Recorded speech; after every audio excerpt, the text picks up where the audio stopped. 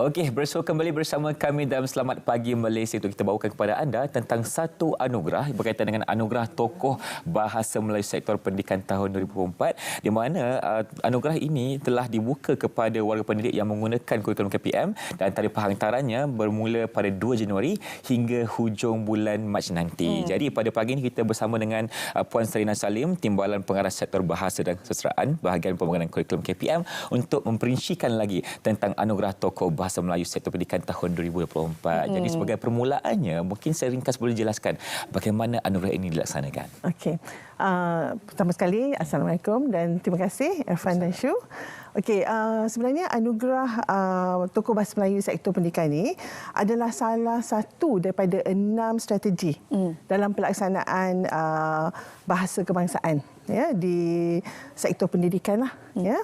Jadi kita ada jawatankuasa kecil pelaksanaan bahasa kebangsaan sektor pendidikan, dan anugerah tokoh ini merupakan salah satu pengiktirafan, ya, pengiktirafan kepada para pejuang bahasa. Okey, sebab kita ramai, ya, pendidik di Malaysia yang menggunakan bahasa Melayu. Okay. Dan mereka ni menulis, ya, mereka ada karya, jadi kita nak mempertengahkanlah kehebatan mereka, ya, dalam kita memartabatkan dan juga mendaulatkan bahasa Melayu. Okay.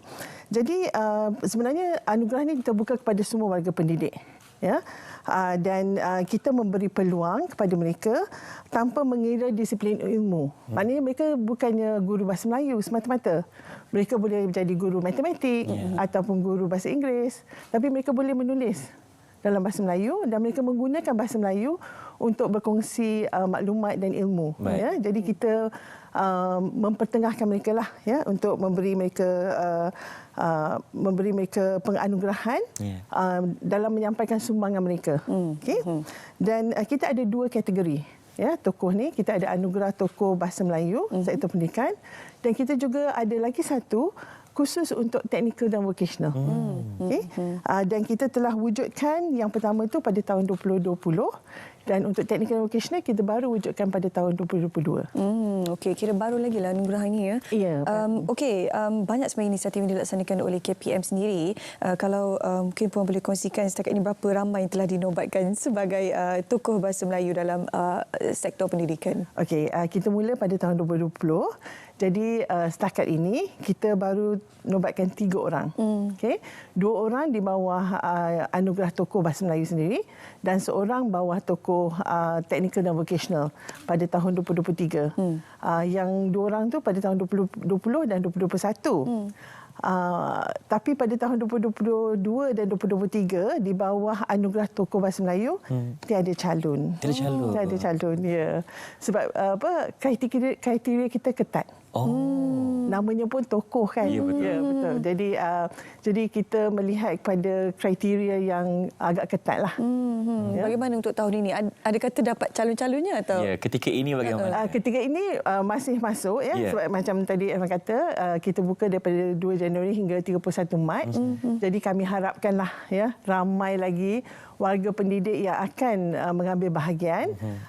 Sebenarnya dia punya saringan tu selalunya di saringan 1 mereka tercicir kerana dokumentasi tidak lengkap. Jadi kami wawarkan supaya bila calon-calon kita menghantar dokumen mereka pastikan lengkap. Faham. Yalah, bukan mudahkan seperti yang Puan kongsikan untuk menjadi seorang tokoh ni, maksudnya seseorang individu yang sentiasa dipandang untuk dijadikan contohlah, terutama dalam bidang bahasa Melayu, kan. Baik. Jadi Puan, kalau boleh kongsikan, tadi Puan telah memberikan perincian berkaitan dengan 2 kategori yang akan diberikan nanti. Tapi kalau kita boleh perincikan lagi sedikit berkaitan dengan anugerah tokoh bahasa Melayu kategori technical dan vocational itu, bagaimana pelaksanaannya dan diberikan kepada siapa? Okey. Jadi yang pertama untuk tokoh bahasa Melayu, kita bukakan kepada semua warga pendidik di Kementerian Pendidikan Malaysia, dan juga kepada daripada Japanin dan sekolah swasta pun boleh ambil bahagian, dan juga daripada MRSM. Okey. Jadi semua warga pendidik daripada kategori ini boleh ambil bahagian. Dan penulisan mereka berkaitan dengan bahasa Melayu lah. Tetapi yang technical vocational, kepakarannya dalam bahasa, kepakaran masih teknikal, tapi penulisan dalam bahasa Melayu. Jadi dia menggunakan bahasa Melayu untuk seperti technical vocational, kebanyakan maklumat di luar sana adalah dalam bahasa Inggeris. Ya. Jadi bila pensyarah-pensyarah atau guru-guru kita mengambil bahan-bahan ini dan menterjemahkan kepada bahasa Melayu, ya, di situlah markah mereka meningkat. Ya, sebab bukan senang nak menterjemah ni. Susah, betul. Ya. Jadi di situlah perbezaannya. Calon-calon yang dicalonkan itu haruslah mereka yang berada dalam sektor pendidikan atau sesiapa saja yang merupakan pengamal pendidikan juga boleh dicalonkan? Dia warga pendidik bawah Kementerian Pendidikan, tapi sebagaimana yang saya katalah, yang bawah Japanin dan juga bawah MRSM dan sekolah swasta boleh mengambil bahagian. Sebab mereka ni adalah ahli dalam jawatan-kuasa bahasa Melayu kita. Baik. Jadi syarat-syaratnya tu untuk menghantar sebagai calon itu. Asalkan warga pendidik boleh mengambil bahagian. Jadi tapi kita ada kriteria lah. Ya, kita ada 7 kriteria di mana sebagaimana yang saya kata tadilah, dokumen tu kena lengkap. Yang pertama. Ya, yang pertama. Jadi kriteria pertama ialah kelayakan akademik mereka. Ya. Jadi kalau tak semestinya lah doktor, ya, tapi kelayakan akademik yang menjurus kepada apa-apa disiplin ilmu pun tidak boleh diterima. Kemudian jawatan pentadbiran mereka. Ya, adakah mereka ni ketua bidang atau ya. Yang penting adalah penulisan yang diterbitkan. Ya, itu mereka perlu kongsikan. Ya, dan juga sumbangan dalam penerbitan. Ya, satu menulis, satu menerbit. Ada yang menulis tapi tak terbit. Jadi di situ kekurangan markah lah, ya, kita kata. Okay. Dan inovasi yang diterbitkan. Kita sangat menggalakkan inovasi dalam penulisan. Ya. Dan sekiranya mereka sendiri telah menerima anugerah dan pengiktirafan sebelum ini. So mereka perlu tunjukkanlah dalam dokumen, dan juga khidmat ikhtisas dan khidmat masyarakat. Ya. Jadi calon-calon kita yang menggunakan kepakaran bahasa Melayu mereka dalam khidmat masyarakat, kita sangat menggalakkan. Baik. Jadi selain daripada itu, bagaimana untuk kita membantu ialah kita punya pengamal-pengamal pendidikan ini khususnya untuk mendaftar untuk menjadi calon-calon kepada anugerah ini? Ada tak manual diberikan kepada mereka? Okey. Kita telah memuat naik dalam portal KPM dan juga ada QR code. Ya. So borang, manual, semuanya boleh dimuat turun. Ya.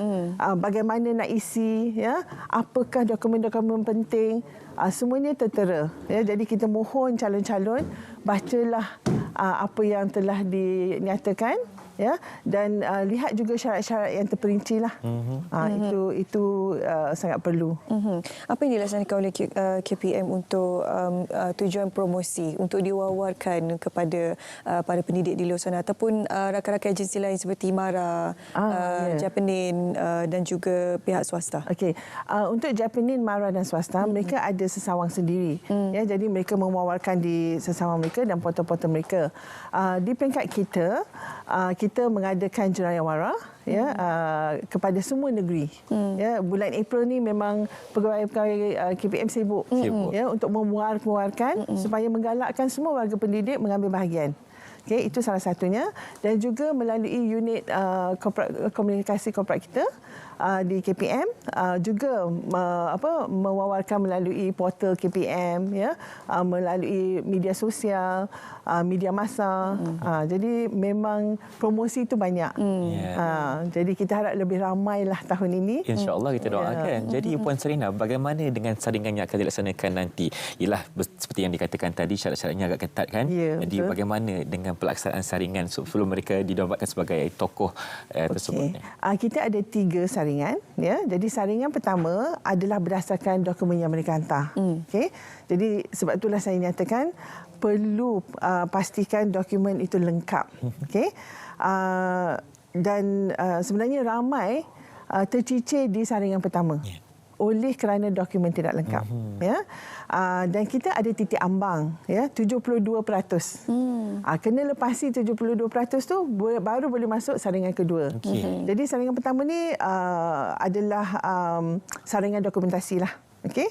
Saringan kedua akan penilaian-penilaiannya adalah pegawai kanan KPM. Okey. Dan juga pegawai yang berwibawa dalam bahasa Melayu lah, seperti dari Dewan Bahasa dan Pustaka. Ya.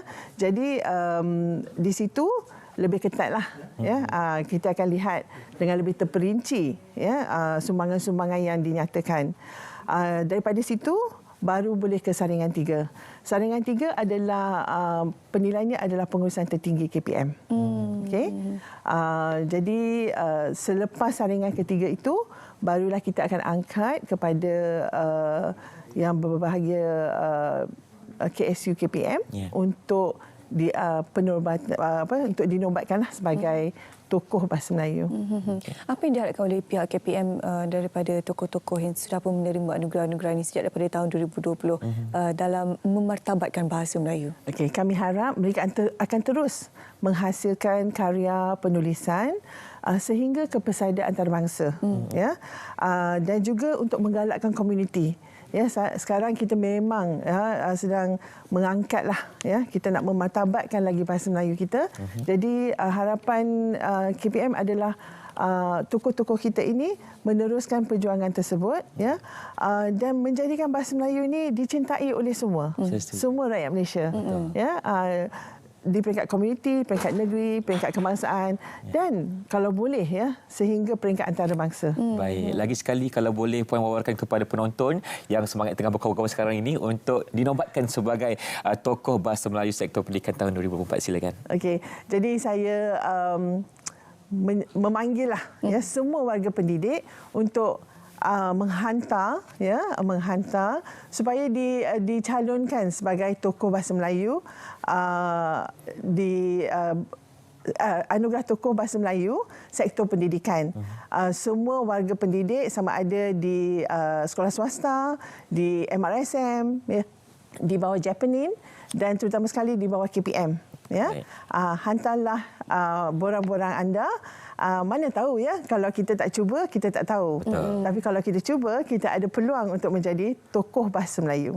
Okey, terima kasih diucapkan kepada Puan Sarina Salim, Timbalan Pengarah Sektor Bahasa dan Kesusasteraan Bahagian Pembangunan Kurikulum KPM untuk berkongsian pada pagi tentang anugerah tokoh bahasa Melayu sektor pendidikan tahun 2024. Ya, semoga anugerah ini boleh menjadi satu semangat untuk para pendidik kita untuk mengangkat bahasa Melayu.